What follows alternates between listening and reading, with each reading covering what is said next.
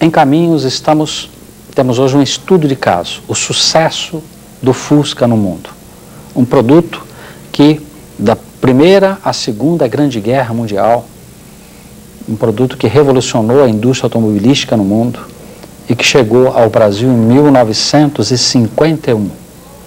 Uma trajetória de sucesso, 22 milhões de unidades vendidas em todo o mundo, o maior sucesso de venda da indústria automobilística no mundo. Como se desenvolveu o Fusca no Brasil? Questões que vamos falar com um grande expert no assunto, que é o engenheiro Alexander Gromow. Ele é engenheiro eletricista formado pela Universidade Mackenzie, onde também foi professor assistente. Ele foi engenheiro da Siemens e hoje é consultor de empresas nesses grandes projetos. Ele é autor do livro Eu Amo o Fusca, da editora Repress, que traz toda a trajetória do Fusca, desde quando se planejou a sua produção e a chegada do Fusca no Brasil e a sua trajetória no Brasil. Alexander Gromow foi presidente também do Clube do Fusca no Brasil. Alexander, em 1951, inicia-se a montagem do Fusca no Brasil. E o Brasil iniciou também importações de automóveis desmontados. Como é que seria? Naquele período nós tivemos aí, né, o crescimento e o fortalecimento da indústria, da metalurgia, da siderurgia, a Companhia Siderúrgica Nacional. O Brasil tinha já uma infraestrutura adequada para a produção do automóvel no Brasil, Alexander? O Brasil deu um passo muito importante para a adequação à indústria metalúrgica através do estabelecimento da Companhia Siderúrgica Nacional em Volta Redonda. O restante das indústrias ainda era incipiente, mas tinha muito potencial para desenvolvimento.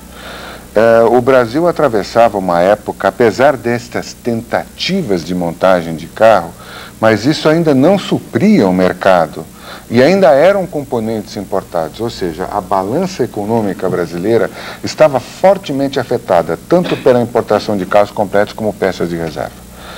Então o Brasil surgiu com planos do GEA, do CONFEA, para fazer então o estabelecimento da indústria automobilística no Brasil. Quer dizer, o Brasil já encontrava, que o Brasil teve, digamos assim, uma ação muito forte de iniciar um processo de exportações a partir de produtos primários, matérias-primas.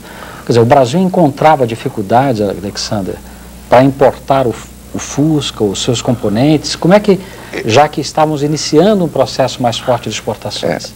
Como a balança estava fortemente desequilibrada, a partir de um determinado momento, para que alguém importasse um veículo ou uma peça maior, ele tinha que, digamos, casar aquela importação com a apresentação de qualquer tipo de guia de exportação que era carimbado, então, quase que como para dizer, eu tenho recurso para, ou o Brasil tem recurso para trazer essa peça. Mas aí as indústrias decidiram realmente se estabelecer no Brasil. Em 1956, do outro lado da Anchieta em relação à Brasmotor, a Volkswagen lançou a pedra fundamental de sua fábrica. Já em 1957 saiu o primeiro veículo nacional, naquela época com 50% de nacionalização, 4 anos depois foi para 95%, que foi a Kombi. Então o primeiro veículo fabricado pela Volkswagen no Brasil foi a Kombi, e a Kombi então começou a deslanchar. E em 1959, em dia 3 de janeiro de 1959, saiu o primeiro Fusquinha da linha de produção. A inauguração foi só no fim do ano, devido aos cronogramas das autoridades, principalmente do então presidente Juscelino Kubitschek, que foi também muito interessado e trabalhou muito no estabelecimento da indústria automobilística no Brasil. A partir daí, a trajetória do Fusca foi um suceder de quebra de recordes, de produtividade.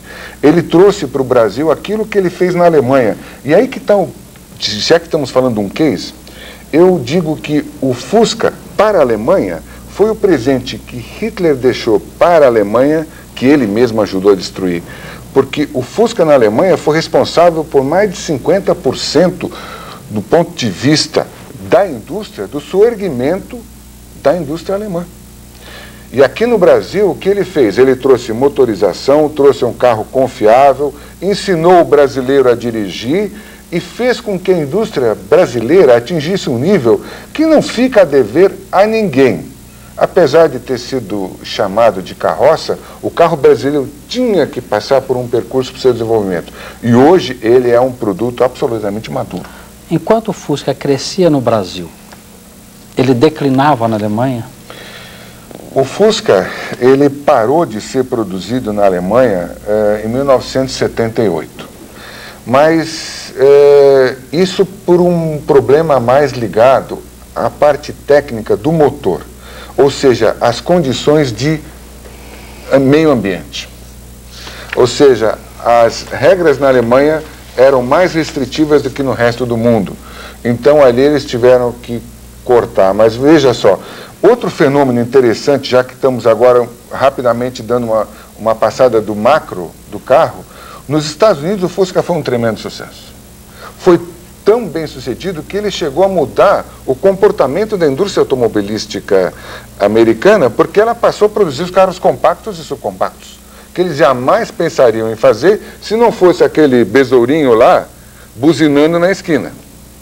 E assim foi, então, eu diria que o Fusca trouxe sempre no seu bojo o progresso. Na época que ele esteve em produção, ele sempre foi positivo para todas as nações que o abrigaram. Aqui no Brasil, Volkswagen, o Kombi, a Kombi que surgiu logo a seguir, 1986. O Brasil para de produzir o Fusca.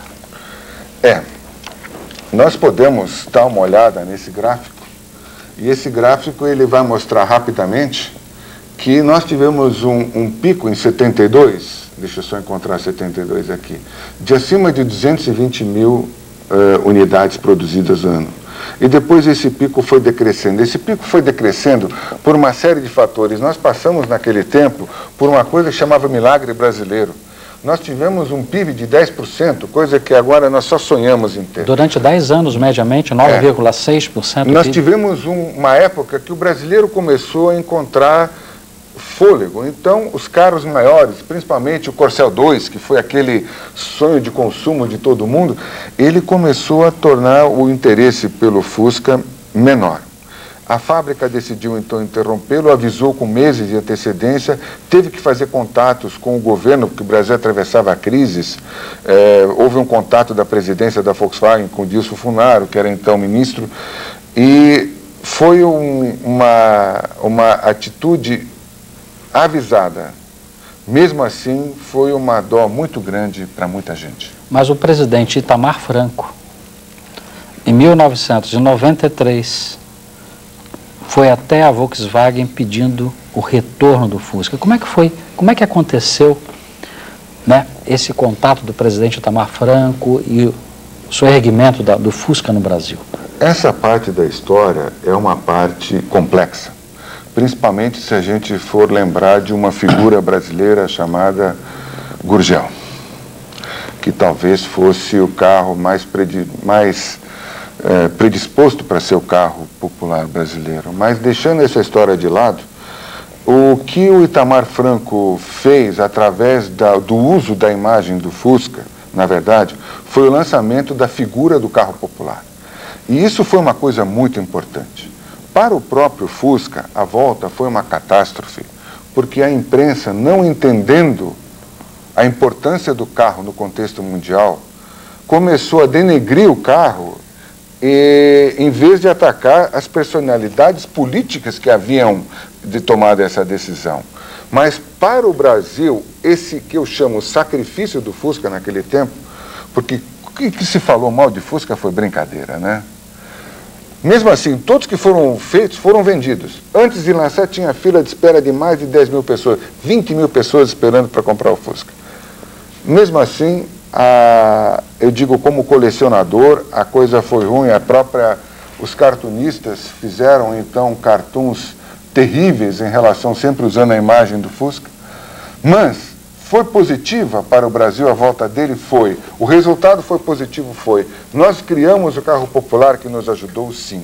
Então foi válido. Em 96, para o Fusca, inicia a produção da Brasília no Brasil? A Brasília não foi um pouco antes, né? A Brasília ela foi intercalada com o Fusca. Num determinado momento, o pessoal da fábrica queria usar a mecânica do Fusca em algo um pouco mais moderno, porque a corrente dos contra-Fusca estava muito forte. Fizeram a Brasília, isso então, ela foi lançada de 73 a 82, a Brasília esteve no nosso mercado, foi um carro excelente, foi um carro muito bom. Ele veio para substituir o Fusca, mas sucumbiu. Ou seja, o Fusca continuou a ser fabricado e ele saiu de linha. Uma pena. Foi realmente uma solução muito boa. Alexandre, estamos concluindo o programa Caminhos. Gostaria de uma mensagem sua. Como é que você vê essa trajetória do Fusca no mundo para a gente concluir o nosso programa?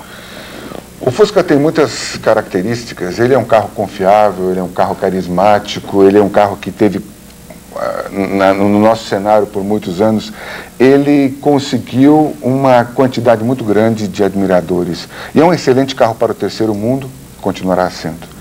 Então eu diria que o Fusca trouxe consigo o progresso, a felicidade, o desenvolvimento, e é um carro que continuará talvez na mente de muitos, e quem sabe com o próprio livro nós fixamos a história do Fusca um pouco entre nós, e eu espero que os outros colecionadores, assim como eu, façam outros livrinhos sobre o Gordini, o DKV, etc., para que nós tenhamos, pelo menos em São Paulo, já que não temos um museu grande, o nosso museu de prateleira.